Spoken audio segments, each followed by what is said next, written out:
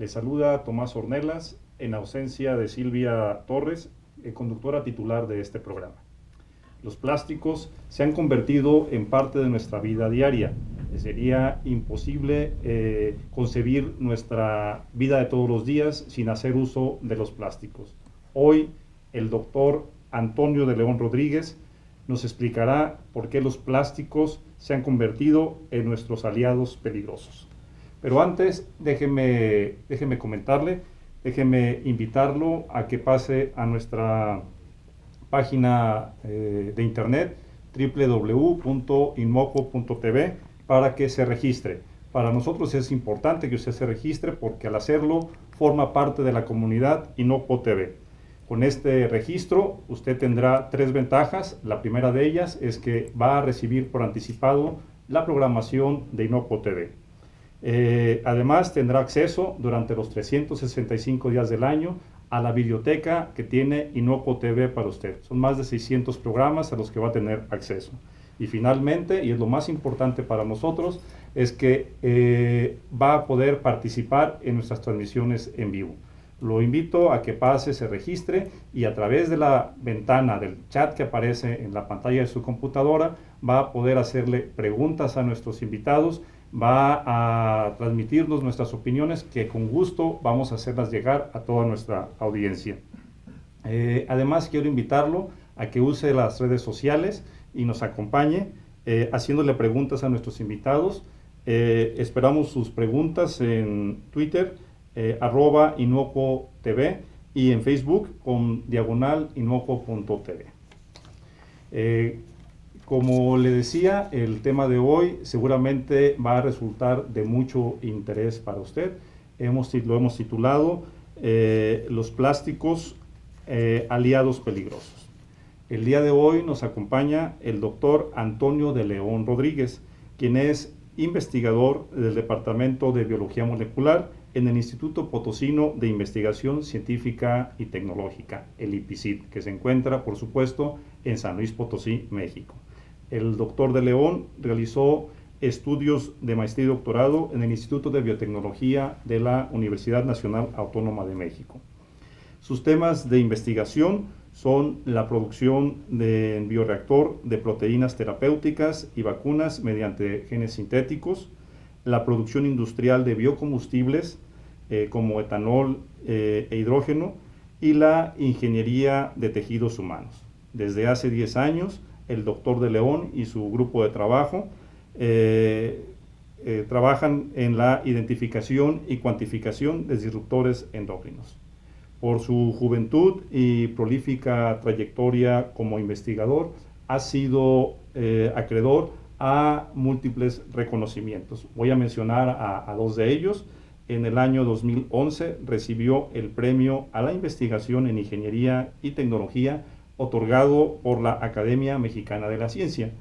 Y en el año 2012 recibió el premio a la cátedra Marcos Muchinsky, otorgado por esta misma fundación. Bienvenido, doctor de León, bienvenido a Guadalajara y a su programa Inmoco TV. Muchas gracias por esa amable invitación que me hicieron y por darme la oportunidad de platicar con ustedes sobre las investigaciones que estamos realizando en mi grupo de trabajo y particularmente en el IPICIT. Bueno, pues entonces comenzando con nuestra primera pregunta, doctor, me gustaría que nos platicara qué es el IPICIT, que es el Instituto Potosino de Ciencia de Investigación Científica y Tecnológica, y qué es lo que hace usted ahí. Gracias. Sí, el IPICIT es el último centro CONACYT que se ha formado. Es un centro de investigación que pertenece a la red de centros CONACYT. Es un centro que se dedica a la investigación científica y tecnológica. Este instituto está formado por laboratorios o grupos de investigación y por laboratorios nacionales. El IPICIT cuenta con 3 laboratorios nacionales que son el Laboratorio de Nanociencia y Nanotecnología, cuyas siglas son LINAN. También cuenta con el LAMBAMA, que es el Laboratorio Nacional de Investigación en Biotecnología, Ciencias Agronómicas y Biomédicas, y el Centro Nacional de Supercómputo. El IPICIT también cuenta con 5 divisiones, que son el Departamento de Biología Molecular, en el cual yo me encuentro, está también el Departamento de Ciencias Ambientales, de Matemáticas, Sistemas Computacionales, el Departamento de Geociencias y el Departamento de Nanociencias y Nanotecnología. El Departamento de Biología Molecular, a su vez, tiene diversos grupos de investigación, como son nutrigenómica, proteómica, bioingeniería, biotecnología y otras áreas. ¿Sí? Particularmente mi grupo de trabajo está enfocado a lo que es la biotecnología y la bioingeniería de bioprocesos, y también nos hemos involucrado en los aspectos de alimentación humana, particularmente en los disruptores endocrinos, que es de lo que vamos a platicar el día de hoy. Bueno, muy bien, muchas gracias. Y ya entrando a nuestro tema de lleno, me gustaría que nos platicara por qué, si los plásticos están en nuestra vida diaria, los hemos usado durante los últimos 100 años de manera cotidiana, y es difícil imaginarnos nuestra vida sin el uso de los plásticos, porque usted nos dice que si bien son nuestros aliados, han resultado nuestros aliados peligrosos. Sí, ese es un asunto muy interesante. Prácticamente la civilización y la vida cotidiana no podría sustentarse como la conocemos sin los plásticos. Son un material indispensable. El detalle está en que los materiales plásticos no son inertes, ¿sí? Tienen componentes que pueden migrar de un lado a otro, a los alimentos, al medio ambiente, y entonces tener actividad nociva para el organismo. Particularmente los plásticos que conocemos como empaques pueden liberar sustancias que pueden ser nocivas para el ser humano y para los animales, o también para el medio ambiente directamente, ¿sí? Ese es el detalle con los plásticos.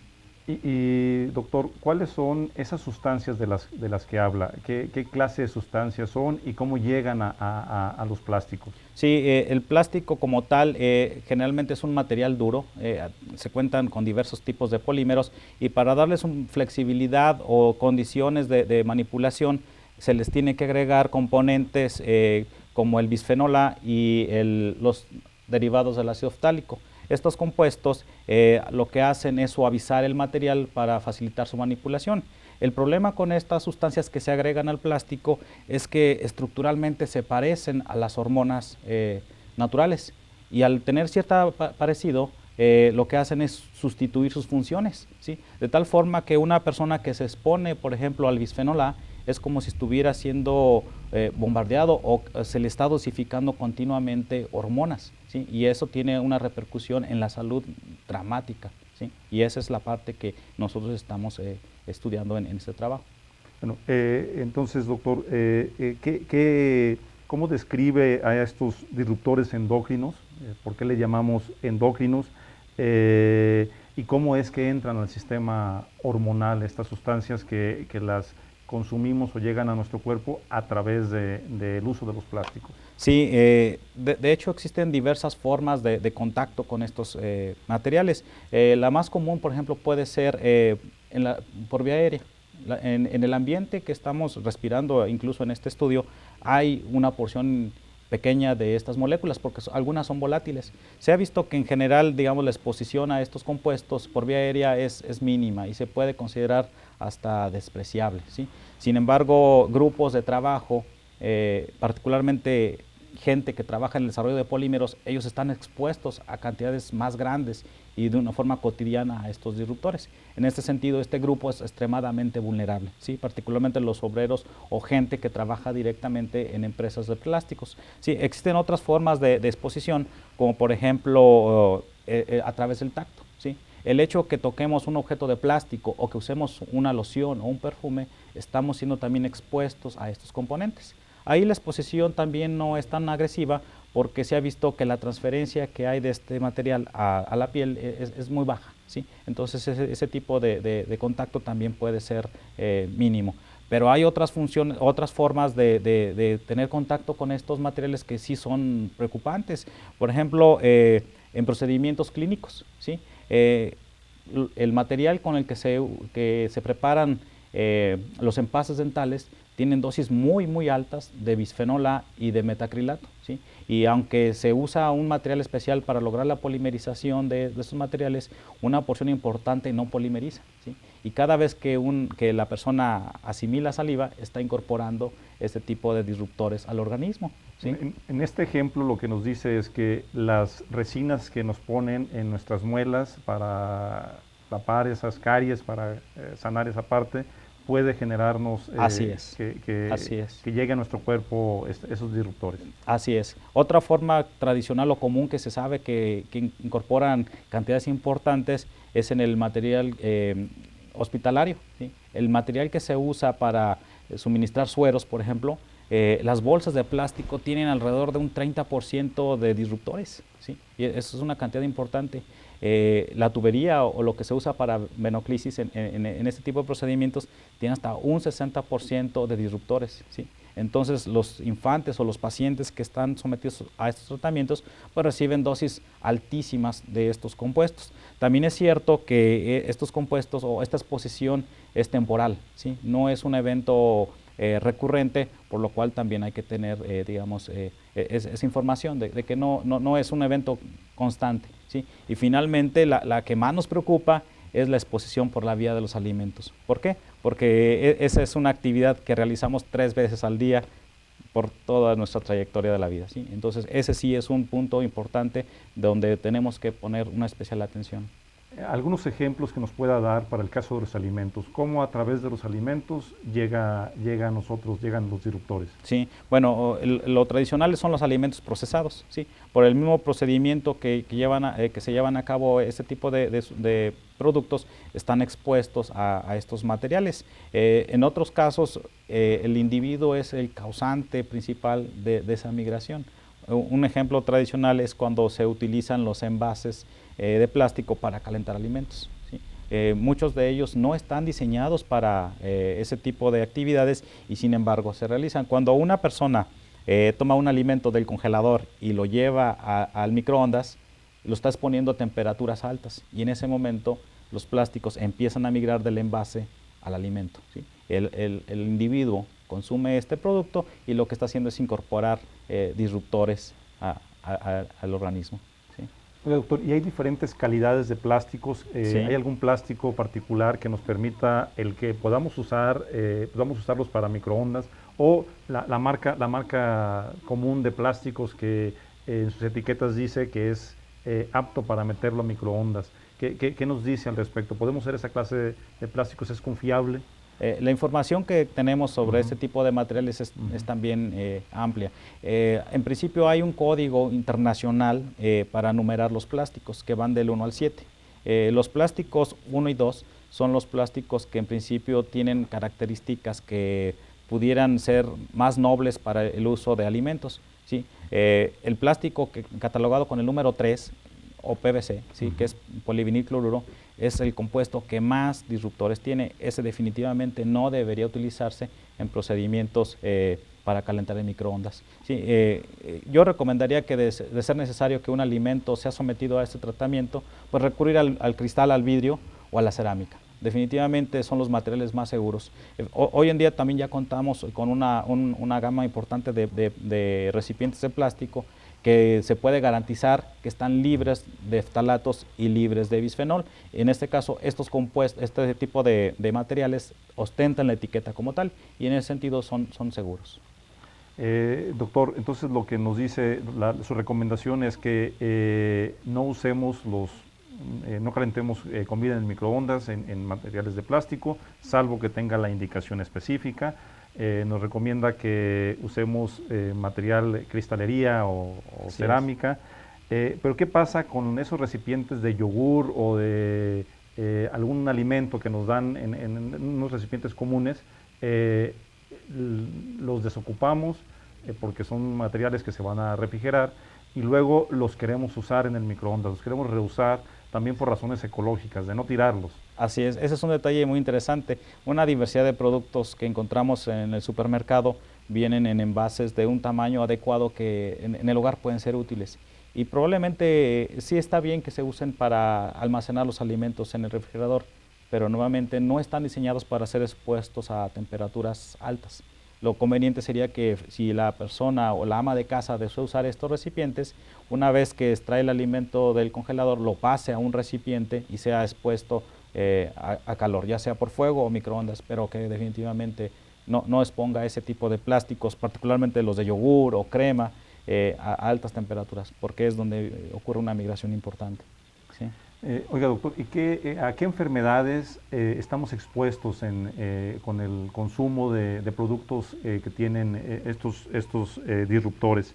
¿Cómo se manifiestan, cómo se refleja en nuestro cuerpo o en la salud el consumo de disruptores? Así es. Los disruptores, como mencionaba, tienen la estructura química que asemeja a las hormonas, entonces puede suplantar varias de sus funciones y al hacer esto pueden alterar el sistema hormonal y el sistema metabólico, ¿sí? ¿Qué enfermedades pueden ocasionar? Aunque se inició en modelos de ratón por cuestiones de seguridad, hoy en día contamos con información sobre el efecto que tienen sobre el humano, ¿sí? Y los datos son cada vez más preocupantes. Particularmente, por ejemplo, en el adulto, en el hombre adulto, pueden facilitar o fomentar el desarrollo de cáncer de testículo o cáncer de próstata, ¿sí? Un evento que es extremadamente dramático es que puede reducir el tamaño de los genitales de los adultos, ¿sí? También puede generar un evento también desagradable, que es el crecimiento de las mamas, ¿sí? en el hombre adulto. Otro evento que puede generar también es la reducción de la calidad del esperma, y esto conlleva a problemas de fertilidad, ¿sí? Entonces, el efecto que se obtiene en el adulto es muy dramático, particularmente en el varón. En el caso de los niños pequeños que son expuestos, ya sea a través por la vía materna, ¿sí? La leche materna, si la madre tiene disruptores en su organismo, puede transmitirlos por lo que se llama la cadena de leche, ¿sí? Y entonces estar suministrando estos productos o estos compuestos al infante. Y los efectos que puede tener en el niño también son muy dramáticos. Puede tener problemas de que los testículos no desciendan a tiempo, ¿sí? Hay problemas también de crecimiento de mamas, hay retrasos mentales, y ese tipo de padecimientos pues son serios. En el caso de la mujer, también se tiene registros de casos dramáticos, fomentan cáncer, ¿sí? En el caso de las niñas, hay actividades como madurez sexual prematura, ¿sí? Pueden inducir leucemias, ¿sí? Pueden producir retraso o deficiencia en el aprendizaje. Entonces se dan cuenta, las actividades de estas sustancias en el organismo son muy dramáticas. Pueden alterar el metabolismo, ¿sí? Y de esa forma pueden contribuir a la obesidad y también a los problemas de diabetes, que en México es uno de los problemas de salud más serios. Entonces se dan cuenta, los disruptores tienen blancos de ataque muy severos, lo que es el metabolismo y el sistema hormonal, ¿sí? Oh, lo que nos dice es alarmante. Es un tema más serio de lo que podemos pensar y valorar, el caso de los disruptores. Doctor, conozco uno de sus trabajos, publicado en 2011. Me gustaría que nos platicara acerca de él. Es el trabajo de talatos y bifenoles encontrados en alimentos procesados en México, como elotes o verduras, ya sea enlatados o embolsados, así como envases de plástico que usamos de manera secundaria para procesar alimentos, para guardar y calentar alimentos en casa. Sí, ese trabajo fue de tipo exploratorio, y lo que buscábamos era conocer cómo es el estado del arte de los materiales que estamos usando en México. Particularmente nuestro trabajo estuvo enfocado a analizar alimentos procesados, como tú lo mencionas, enlatados. Probamos en chícharos, en elotes, y lo que encontramos fue que hay una cantidad de estas sustancias presentes en el interior de la lata, pero la cantidad que está ahí, digamos, está por debajo de lo que establecen las normas internacionales, ¿sí? Aunque bien estamos expuestos a estas sustancias, lo que encontramos en nuestro estudio es que, digamos, esas dosis que están presentes ahí no representan un riesgo serio para la salud. También hay que recordar que el organismo tiene un sistema de defensa para eliminar ese tipo de toxinas. Entonces, digamos, estas sustancias que están presentes en las latas pueden pasar totalmente desapercibidas. ¿Qué quiero decir con esto? Que el uso de alimentos enlatados es seguro, siempre y cuando no tengamos una dieta basada exclusivamente en alimentos procesados. Nuevamente, la recomendación de la abuelita es buena, ¿no? Es mejor comer alimentos naturales y utilizar los alimentos procesados solo en una forma moderada o reducida, ¿no? Sí. La segunda parte del estudio habla de los recipientes para reuso al calentar. ¿Qué recuerda al respecto? En esa situación lo que encontramos... ¿Qué simularon en ese caso? Sí, ahí lo que tratamos de representar es lo que tradicionalmente el ama de casa hace, que es calentar alimentos en nuestros recipientes. Y probamos tanto recipientes que ostentaban la etiqueta para uso en microondas, como aquellos que sabíamos de antemano, como mencionábamos, los envases de yogur que no están diseñados para eso. En todos los casos encontramos que sí había migración, ¿sí? Había migración de estos compuestos del plástico al agua que simulaba, digamos, el alimento que se calentaba. También evaluamos biberones, ¿sí? Y encontramos nuevamente que sí había cantidades importantes de bisfenol A, ¿sí? Que es uno de los compuestos que se desea no estén en contacto con los infantes. Ese tipo de sustancias en algunas marcas sí la encontramos. Encontraron, lo veo muy interesante lo que comenta, dado que es un contaminante que va directamente al bebé. Yo quisiera saber si encontraron biberones que estuvieran libres de bifenol A. Los de vidrio. Los de vidrio. Sí, así es. Entonces la recomendación para casa es usar biberones de vidrio. Sí hay biberones también que están libres de ftalato, ¿sí? y de bisfenol A. En el estudio no los conseguimos porque todavía no estaban en el mercado mexicano cuando se realizó el estudio. Hoy en día, por la normatividad internacional, sí hay biberones que se les garantiza están libres de bisfenol A, pero nuevamente hay que leer la etiqueta que dice libre de bisfenol A. No, voy a regresar al tema de alimentos enlatados. Seguramente alguien de nuestro público se puede estar preguntando si la lata es metálica, ¿cómo llega el bifenol A al alimento? Sí, ese es un detalle interesante. Aunque la lata es metálica, está recubierta en su interior por una película de plástico, que es donde están embebidos estas sustancias, y particularmente las condiciones en las que se empaca el producto pueden después, con el tiempo, facilitar la migración. Aunque los ftalatos y el bisfenol A no son tan solubles en agua, ¿sí? El tiempo puede ser un factor importante.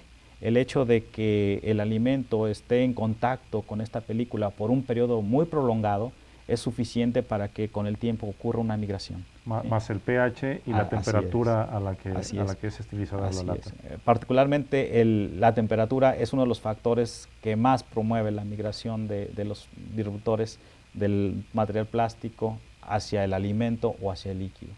Así es. Bueno, si nos puede recordar nuevamente, doctor, ¿cuáles son, en qué otros productos, además de los alimentos procesados, en qué otros productos podemos encontrar el bisfenol A o algún otro de los disruptores? Sí, prácticamente se encuentran en cualquier material de plástico. Podemos mencionar cepillos dentales, podemos mencionar las alfombras, los CDs. Ese olor que nos encanta de un auto nuevo son disruptores, ¿sí? El olor que percibimos cuando abrimos un auto nuevo, ese olor a plástico, lo que estamos percibiendo son derivados de ftalato que están volatilizando, ¿sí? Los podemos encontrar en pinturas, en alimentos como mencionábamos, también los podemos encontrar en envases plásticos, los podemos encontrar en perfumes, ¿sí? Prácticamente en cualquier utensilio que esté fabricado con plástico, ¿sí? En el caso de los perfumes o de los bloqueadores solares o de los maquillajes, ¿en qué forma llegan a estos productos? Sí, ahí es una situación muy interesante. Dependiendo del país y la normatividad, las empresas están obligadas a escribir en la etiqueta los componentes de la formulación. Sin embargo, también la legislación no obliga a las empresas a describir los productos del término fragancia, ¿sí? Entonces, cuando una persona compra un champú o un desodorante y dentro de sus componentes menciona fragancia, implícitamente ya están ahí los disruptores, ¿sí? Probablemente la persona no sea capaz de encontrar como tal el ftalato o el bisfenol A en los componentes de la etiqueta porque no está obligado la empresa a ponerlo. Pero si el producto dice fragancia, nuevamente menciono, ya está ahí. Entonces, ¿cuál es la sugerencia? Pues utilizar productos libres de fragancia, ¿sí? Esa sería una forma muy certera de garantizar que se está comprando y usando un producto libre de ftalatos. ¿Ya existe o cree que en poco tiempo en nuestro país podamos encontrar productos etiquetados como libre de disruptores o libre de bifenol A? Hay algunos productos que se pueden encontrar en determinados locales. La mayoría, o si no es decir todos, son productos de importación, ¿sí? Particularmente la normatividad en países como Europa es muy clara. Si ese tipo de productos, cuando son elaborados en esos países y se importan a México, es muy probable que que podamos garantizar que tenemos un producto libre de esos compuestos. Sí, probablemente es otra de las reformas que deberíamos hacer en nuestro país, ¿no? Cómo legislar la parte de disruptores de los productos hechos en México. ¿No? Digo, tocando el tema de la legislación, ¿qué dicen las normas mexicanas respecto a los disruptores? ¿Habla de cantidades máximas? ¿Cómo se refleja? Si hubiera algún producto con una gran cantidad de disruptores, ¿la ley mexicana lo tiene que sancionar o cuál es el caso? A menos que me corrija alguien del auditorio, pero no he encontrado una sola norma mexicana que hable al respecto, sobre todo en productos alimenticios, ¿sí? O alimentarios. ¿Sí? No la hay. ¿Sí? Los países europeos del bloque asiático, Estados Unidos, sí tienen normatizado qué cantidades y qué productos pueden estar presentes en los alimentos.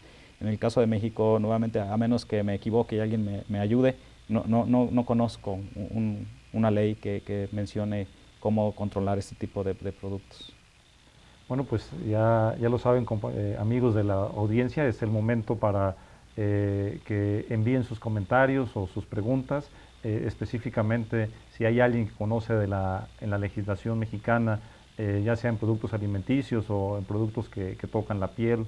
Si son tan amables nos pueden mandar sus referencias. Hasta el momento lo que nos dice el doctor es que no conoce alguna referencia en particular. Es el momento para que nos envíen sus preguntas y sus comentarios y con todo gusto los vamos a compartir con la audiencia. Doctor, si continuamos en el mismo tema de legislación, si quiere ser más específico diciéndonos qué países sí tienen esta normatividad y si nos puede hablar de cantidades o cómo andan o cómo se pueden si se pueden bloquear la entrada de productos mexicanos a esos países por el contenido de disruptores. Sí, ese es un detalle bastante interesante. Como mencionaba, el organismo sí es capaz de eliminar ciertas dosis de estos disruptores y en base a la información que se tiene sobre cuánto puede asimilar una persona, se han establecido rangos o cifras que se pueden considerar como tolerables o seguras. Particularmente el bloque europeo, Estados Unidos y los países asiáticos han establecido ciertos límites para estos compuestos. En el caso de bisfenol A, se puede decir que es seguro hasta 0.6 miligramos de bisfenol A por kilogramo de alimento. ¿Sí? En el caso del derivado de ftalato, que se llama DBP, se puede tolerar hasta 0.3 miligramos. En el caso del DHP, que es tal vez el más abundante que podemos encontrar en casi cualquier alimento o plástico, se tolera hasta 1.5 miligramos por kilogramo de alimento. Y finalmente el DIM, que es uno de los más recientes plásticos que se ha incorporado a nuestra dieta, se tolera hasta 9 miligramos por kilogramo de este producto. Doctor, de acuerdo con lo que usted comenta, pues es alarmante, pero también de acuerdo con su opinión, ¿qué tan cercanos podamos estar que en México se legisle al respecto? Sé que algunos industriales ya hacen la determinación, trabajan para que sus productos estén dentro de estas normas internacionales, pero ¿qué pasa con los productos en México? ¿Cuándo cree que tengamos legislación al respecto? Sí, eso va a ser una situación forzada y qué bueno, porque México intenta exportar sus productos hacia los países que pueden comprarlos. Y en este caso los países ya tienen normatizado cómo deben venir sus productos. Y en ese sentido en México tiene que incorporarse a esta legislación y nuevamente esto va a ser en beneficio del consumidor. Yo pienso, o mi perspectiva es de que este tipo de situaciones van a ser consideradas a corto plazo, porque si queremos seguir exportando los productos mexicanos, tenemos que apegarlos a esas reglas internacionales y ahora sí la calidad de los productos tiene que ostentar de que son seguros para el consumo humano. De hecho, yo he leído noticias de que países incluso como Francia, que son países exportadores de vino, ¿sí? Les llegaron a bloquear cantidades muy importantes de exportaciones. Incluso China prohibió su entrada porque el vino tinto traía disruptores que superaban las normas, ¿sí? Entonces está claro que para cuestiones de exportación se tiene que empezar a tomar cartas en el asunto y estoy seguro, o yo espero, confío en México, de que pronto esa situación sea como tal en nuestro país. Pues es muy importante por las dos razones. La principal es proteger a la población mexicana. Tenemos que hacer que nuestros industriales bajen el nivel de disruptores y por otra parte nuestros productos tienen que seguir comercializándose en el extranjero. Me llamó la atención el ejemplo que nos pone de los vinos de mesa, en el caso de Francia. ¿De qué manera estima usted, cree que los disruptores lleguen a los vinos, dado que estamos hablando que los disruptores están relacionados con plásticos? Sí, de hecho, en el caso de las bebidas alcohólicas y no alcohólicas, hay mucho que trabajar, ¿no? Parte de la contaminación puede ser tan esporádica o tan inesperada como en el transporte del material, ¿sí? Cuando un producto se transporta de un lugar a otro y se usan tuberías, ahí está en riesgo, ¿sí? Si la uva está en contacto con otro de los productos que también tiene una cantidad importante de disruptores son los fertilizantes, ¿sí? Los insecticidas como tal son disruptores. Entonces, desde la cadena de producción, la materia prima puede estar en contacto con los disruptores, ¿sí? Si se dan cuenta, estamos siendo bombardeados por varios aristas, por estas moléculas que quisiéramos que no tuvieran acceso a nuestro organismo. Y todo esto es por vivir en la era de los plásticos. Efectivamente, efectivamente. Bueno.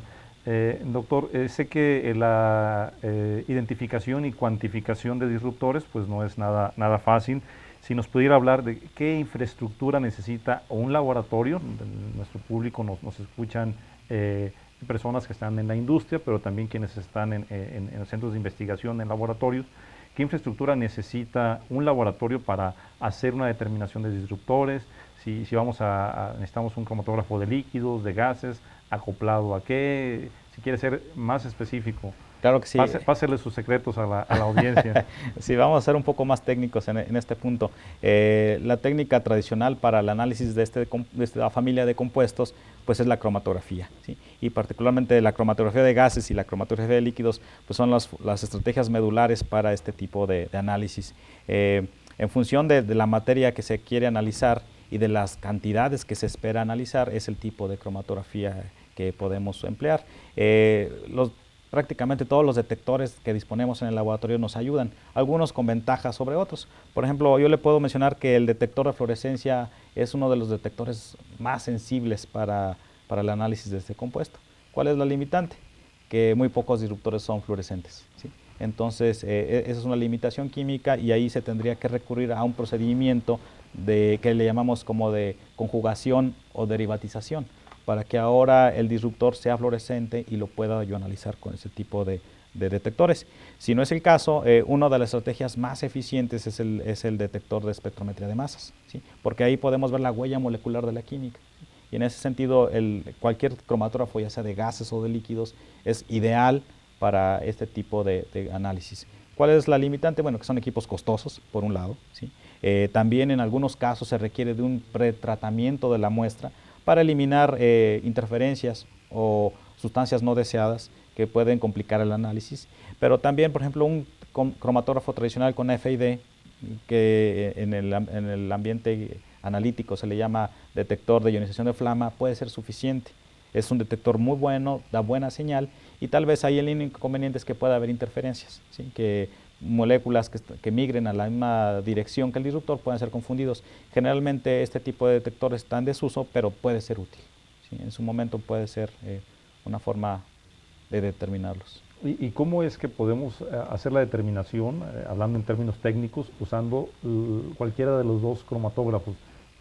Uno de líquidos para compuestos no volátiles o uno cromatógrafo de gases que es para compuestos volátiles.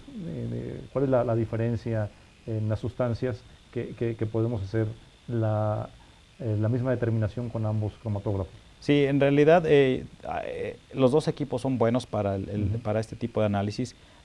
Yo insisto, dependiendo la cantidad que yo quiera determinar, si quiero determinar microgramos de disruptor o menor, yo recomendaría usar un cromatógrafo de líquidos, ¿sí? En ese sentido es lo mejor. Si el orden de magnitud está 1000 veces por encima, pues un cromatógrafo de gases puede ser suficiente. ¿Sí? En cuestiones de operación, un cromatógrafo de líquidos es más caro. ¿Sí? Las fases que se usan para este tipo de estudios requieren, por un lado, cierto grado de pureza, se requieren volúmenes importantes y después hay que tratar esos desechos. ¿Sí? Entonces, digamos, es un procedimiento analítico muy bueno, pero que también conlleva ciertos cuidados que se tienen que considerar. ¿En qué orden de precio está la determinación de disruptores, ya sea por familias o individual? Precios en general en México. Particularmente, bueno, yo he visto cotizado este servicio en varios lugares con precios variantes. Si puedo decir cifras, en el caso del trabajo que estamos haciendo o ofertando en el IPCID, estamos cobrando 1,900 pesos por análisis de una muestra masiva, y este análisis incluye los 5 disruptores más comunes que se encuentran en los alimentos, ¿sí? Pero de ahí a podemos cambiar una gran variedad de opciones. Por ejemplo, si tú quieres un análisis muy particular o quieres una gama más amplia de disruptores, pues podemos trabajar sobre pedido, como se puede decir. Bueno, aunque el doctor menciona un precio de casi 2,000 pesos, normalmente lo encontramos a un precio más alto. Así es. Dada la infraestructura técnica que se requiere. ¿Qué personal, quiénes están capacitados para ser disruptores? ¿Es personal técnico, con licenciatura, alguien ya con maestría? Sí, bueno, en realidad, como hoy en día los equipos están muy automatizados, es importante que el personal que tiene acceso a estos equipos tenga un entrenamiento importante. Un licenciado en química, un QFB, tiene los conocimientos para operar este tipo de equipos. Para la interpretación y mejoras es conveniente que sean estudiantes de posgrado. Particularmente en el IPCID, en el grupo donde trabajamos, lo opera un técnico académico con grado de maestría, que tiene la habilidad y el conocimiento para, ante una eventualidad operacional, tomar acción correctiva en forma rápida. Para que los países como China o el bloque europeo o Japón que exigen un certificado de disruptores o de libre de disruptores acepte nuestros reportes, tienen que estar basados en alguna norma en particular, las metodologías de determinación. Sí, eso también es una pregunta bastante importante. Sí, el análisis de disruptores se ha hecho desde, no sé si 3 décadas, y los resultados que se obtenían a veces eran bien variables, ¿sí? Por la técnica de análisis, por el equipo, ¿sí? Y para evitar ese tipo de contrariedades, se ha optado por usar una norma o una estrategia de análisis que está ya regulada. En este caso se indica qué equipo debe utilizarse, qué tipo de columnas y qué condiciones operacionales. Eso ha permitido como que normalizar o establecer condiciones operacionales de una forma más reproducibles entre un laboratorio y otro. Esas normas ya están disponibles incluso en internet, donde uno puede bajarlas, saber las condiciones y poner a operar el equipo en esos términos. En cuanto a cómo seleccionar un lugar para que al producto de algún industrial le hagan un análisis de disruptores, ¿qué tendría que revisar esta persona en ese lugar? Sí, dependiendo del producto, pero sería conveniente como que seguir toda la cadena de producción, desde la materia prima, de la recepción. Sería interesante o muy importante en cada una de las etapas del procesamiento o del proceso del producto, tomar muestras y estar evaluando cada una de estas etapas. El producto final también hay que evaluarlo, y la vida de anaquel, ¿sí? Porque también, como recordarán, el tiempo es un enemigo sustancial en la migración. Si el producto al final de la cadena de producción tiene una calidad aceptable, pero se almacena por periodos muy prolongados, ¿sí? Las condiciones pueden cambiar. Entonces es muy importante respetar la etiqueta, la fecha de caducidad, ¿sí? La fecha de caducidad está ahí por muchas razones, y una de ellas es esa, ¿sí? Tenemos que garantizar que el producto todavía tiene las características no solo nutritivas, sino de seguridad con las que fue preparado.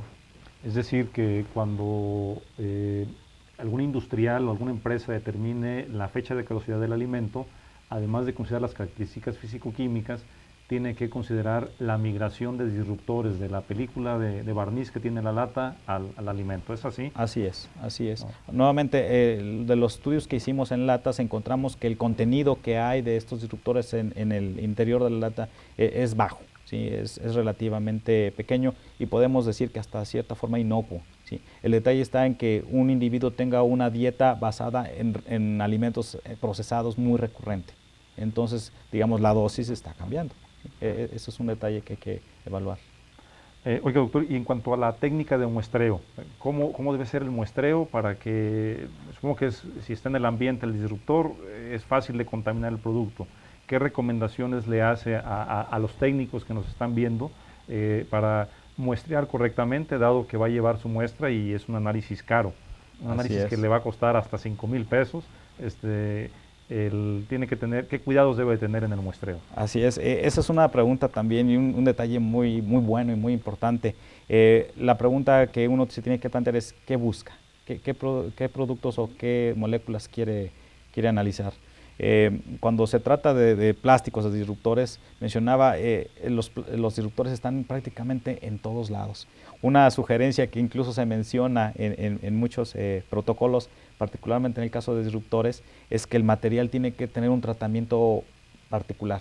No se debe usar cualquier detergente, ¿sí? Y de preferencia no usar detergente, ¿sí? Al material de vidrio se tiene que procesar de cierta forma. En cuanto al muestreo, incluso se menciona que no se usen guantes. ¿Sí? Es bien común usar guantes de nitrilo para cuestiones de laboratorio y cuestiones de muestreo, ¿sí? Ese puede ser un punto de contaminación, ¿sí? Entonces, en el tratamiento de muestras también se tiene que garantizar que no esté en contacto con ningún tipo de plástico, ni de laboratorio, ni fuera del laboratorio, ¿sí? Eso puede ser un aspecto muy importante que puede alterar los resultados y por eso encontrar incongruencias entre un análisis y otro, ¿sí? El muestreo definitivamente es muy importante. Entonces, cuando vamos a analizar producto final es directamente en la lata, en la botella, y los productos intermedios tienen que ser muestreados sin guantes y usando envases de cristal. De vidrio, así es, de cristal. Y la tapa debe ser posible también. También de cristal. Sí, es complicado. Esmerilado. Sí, por ejemplo, algo que nosotros hemos detectado es de que el teflón puede ser utilizado.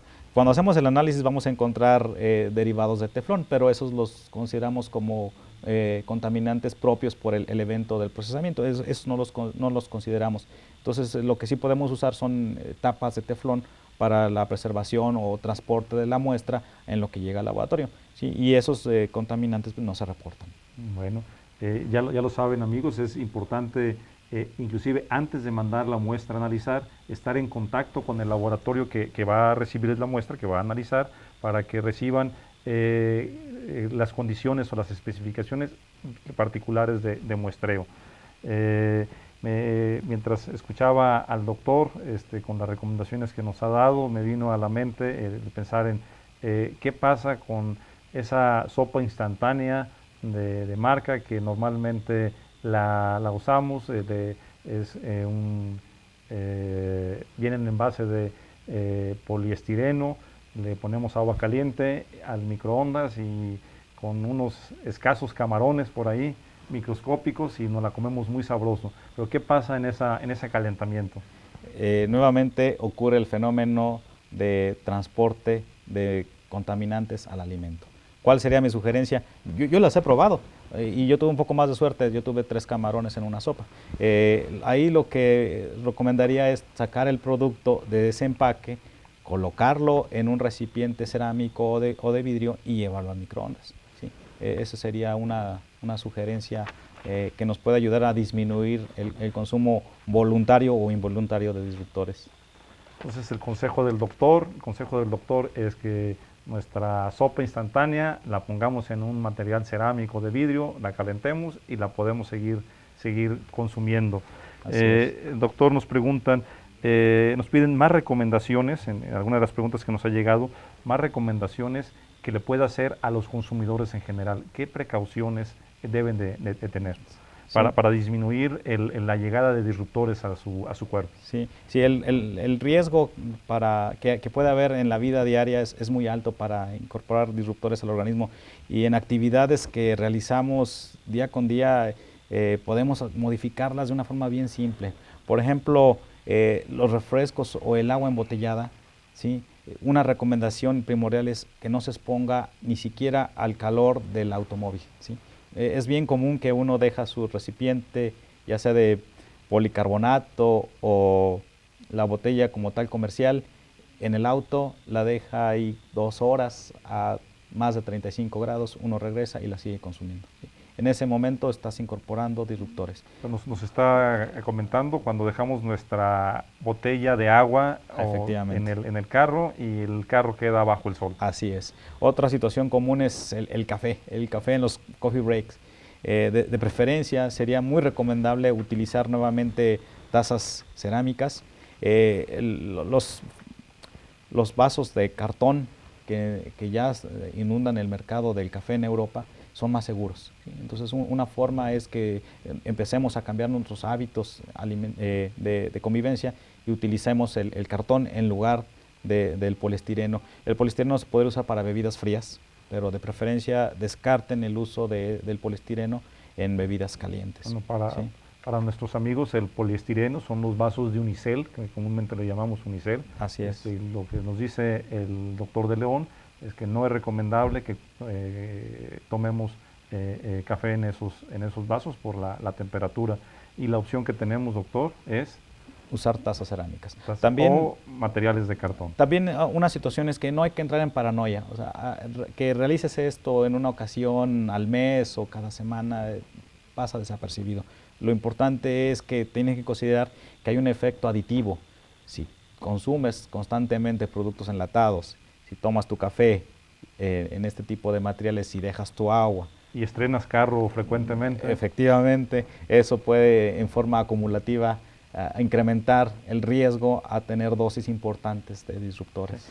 Precisamente tenemos una de las preguntas de nuestra audiencia, nos preguntan ¿qué nivel de exposición se requiere para que comiencen a manifestarse los daños a la salud? Sí, esa pregunta también es muy importante y muy buena, porque una persona puede estar expuesta en forma aguda o crónica. Una exposición aguda se refiere a una exposición momentánea, como por ejemplo cuando va una persona a un tratamiento médico y mencionaba y recibe un venoclisis o suministro de suero. En ese momento está siendo expuesto a una dosis importante de disruptores, pero es un evento ocasional. El caso más crítico es cuando hay una exposición crónica, que constantemente estamos siendo expuestos a estas sustancias. Y de ahí es el detalle que se mencionaba en las normas de seguridad. Se dice que dosis abajo de 1.5 miligramos del disruptor de HP, por ejemplo, pueden pasar como seguras, ¿sí? El riesgo está en que nuevamente tengas un evento acumulativo de estas sustancias, ¿sí?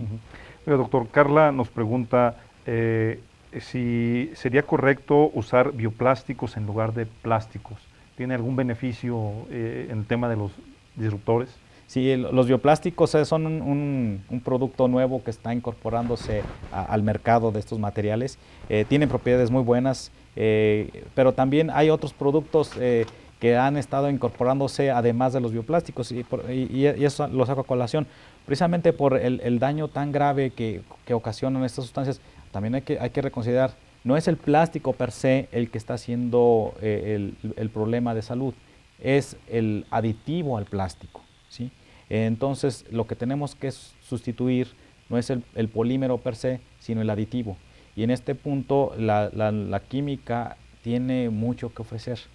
Se están desarrollando, y ya los hay, nuevos sustitutos de estas sustancias, particularmente los ésteres de citrato, ¿sí? Se les va a seguir requiriendo aditivos para suavizar estos materiales, y dado que los ftalatos y el bisfenol A ya no pueden seguir incorporándose en esas dosis, se está buscando nuevos complementos, y los ésteres de citrato son una alternativa que parece ser en este momento la más viable, ¿sí?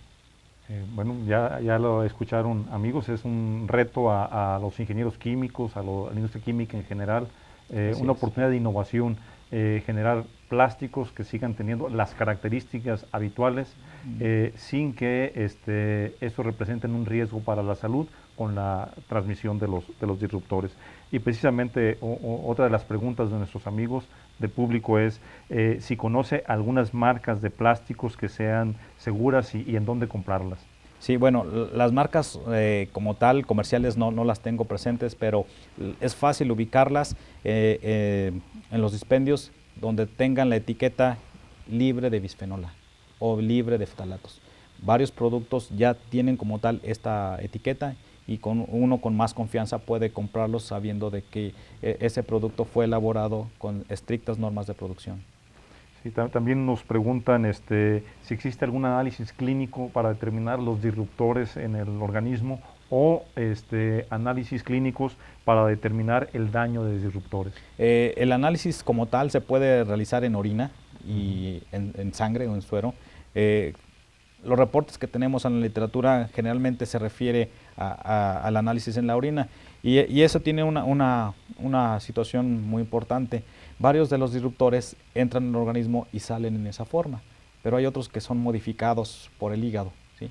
Y esa modificación altera las propiedades del disruptor y lo que se ha observado es que varios de ellos son todavía más dañinos, ¿sí? Entonces el organismo, aunque responde a estas sustancias, responde generando productos todavía más nocivos. Sí está disponible este tipo de análisis, no es un análisis de rutina, ¿sí? No se solicita este tipo de procedimientos, pero sí puede llevarse a cabo en un laboratorio que tenga la instrumentación adecuada. ¿Cómo se pueden evaluar los riesgos? Ese es un detalle también muy interesante. Hay estudios donde se ha evaluado ciertas respuestas a este tipo de exposiciones. Les comentaba, uno de los eventos que más se observa en el caso del hombre adulto es el efecto sobre la calidad del esperma, ¿sí? Y lo que se ha hecho es precisamente evaluar la calidad del esperma en hombres adultos que han sido expuestos a dosis muy altas de estos disruptores. Particularmente también leí un trabajo que me pareció muy importante y muy interesante, donde evaluaron la presencia y cuantificaron la presencia de disruptores en la orina de dos grupos de infantes, niños que estaban hospitalizados en los cuneros y niños que estaban hospitalizados y que tenían tratamientos particulares que requerían venoclisis. ¿Sí? Y lo que encontraron fue que los niños que estaban siendo tratados con venoclisis tenían dosis hasta 10 veces más alta de DHP que los niños que no estaban recibiendo ningún tratamiento. En este caso lo que se analizó fue la orina para no alterar o perturbar al niño. ¿Sí? ¿Y qué es lo que se evalúa en este tipo de riesgos? En otro trabajo lo que evaluaron fue medir la distancia anogenital. ¿Sí? Y ese dato es muy importante porque está perfectamente correlacionado con la exposición a los disruptores. Esa es una malformación que ocurre o que puede ocurrir en los infantes cuando son expuestos a estas sustancias. ¿Sí?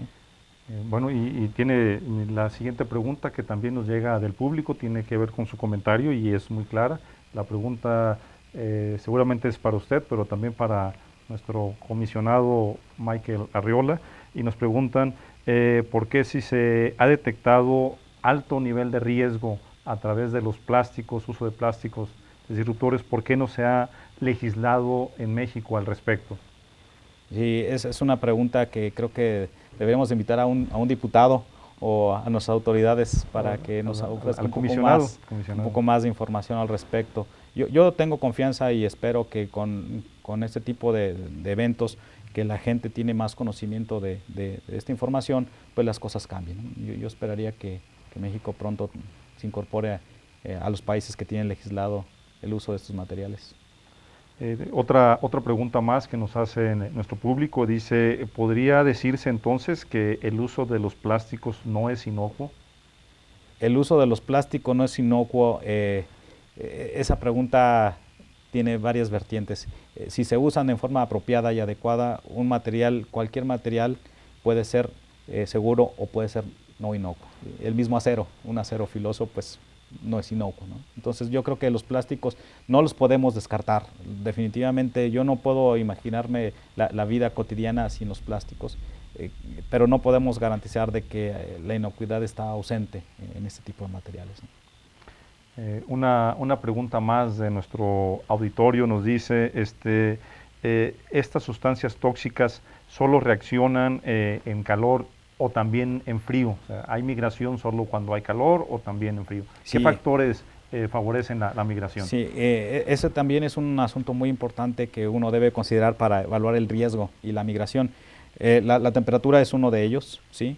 Entre más alta sea la temperatura, se facilita la migración, aunque también hay reportes de lo contrario, ¿sí? El tiempo de exposición, ¿sí? Periodos muy prolongados de exposición de un alimento, de una bebida a un plástico, facilita la migración. El tiempo, el añejamiento. Sí, el hecho de que el alimento sea rico en grasas, ¿sí? Los lípidos y la materia grasosa facilita o permite la migración, ¿sí? La presencia de solventes orgánicos, ¿sí? También puede favorecer. ¿Por qué? Porque los disruptores son más solubles en solventes orgánicos que en el agua, ¿sí? Entonces, cualquier alimento que tenga una proporción importante de un solvente orgánico, que puede ser incluso el alcohol, puede favorecer la migración de disruptores endocrinos. Nos preguntan también si existe alguna solución para que no haya disruptores. Yo creo que el uso de suplementos complementarios, los novedosos, como mencionaba, los ésteres de citrato, que hasta el momento se ha visto que no tienen esos eventos dramáticos. Eso podría ser una solución. Sí. Sí. Y nos preguntan, si bien no hay norma mexicana como tal, pero ¿qué norma internacional podrían seguir las empresas mexicanas para evitar los disruptores en los alimentos, en lo que llega nuestra norma mexicana? Sí, bueno, se tendría que replantear diversas cadenas de producción, ¿sí? Descartar cierto tipo de materiales, ¿sí? Sustituir instalaciones, ¿sí? Esos serían, digamos, de los puntos iniciales que como empresarios se deberían considerar para ir descartando puntos de contaminación, ¿sí? Apegarse a las normas internacionales para tratar de cumplir los límites que se ha considerado como seguros de estas sustancias en los alimentos y de esa forma tener productos no solo de calidad, sino seguros.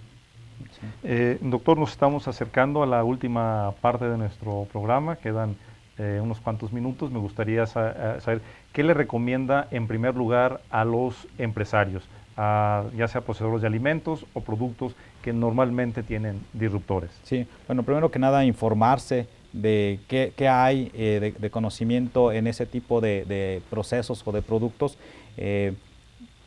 realizar un análisis del producto terminado y en el caso de que se encuentren cantidades que sobrepasan los límites establecidos, iniciar un estudio serio sobre toda la cadena de producción para encontrar los puntos críticos de contaminación de disruptores.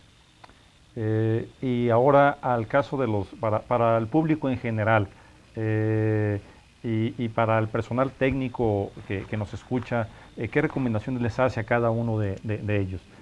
Quienes trabajan en empresas, no son los dueños, pero trabajan en las empresas, y en la vida cotidiana, ¿cómo podemos minimizar o reducir el uso de disruptores? Así es. Bueno, en el caso de la contaminación que puede ser por vía aérea, se recomienda trabajar en áreas bien ventiladas, ¿sí? En el caso de la exposición laboral, es conveniente que haya ciclos de rotación del personal, particularmente en las empresas que tienen que ver con la plastificación, ¿sí? Que los grupos de trabajadores roten en diversas funciones para que la exposición no sea tan frecuente o reducir la frecuencia. En el caso de la exposición alimenticia o alimentaria, ahí es responsabilidad de cada uno de nosotros tomar precauciones en cómo preparas tus alimentos y cómo los consumes. Bueno, amigos, hemos llegado a la parte final de nuestro programa. Ha sido un programa muy interesante, nos ha dejado muchas inquietudes, muchas preguntas que resolver. El resto de las preguntas se las vamos a hacer llegar al doctor para que correo electrónico las pueda responder. Agradecemos la presencia del doctor Antonio de León, quien ha estado con nosotros en este programa. Y reitero la invitación para todo nuestro público a que nos acompañe semana a semana. Ya sabe usted, tiene una cita con nosotros todos los martes en punto de las 12 en Inocuo TV. Muchas gracias por su atención.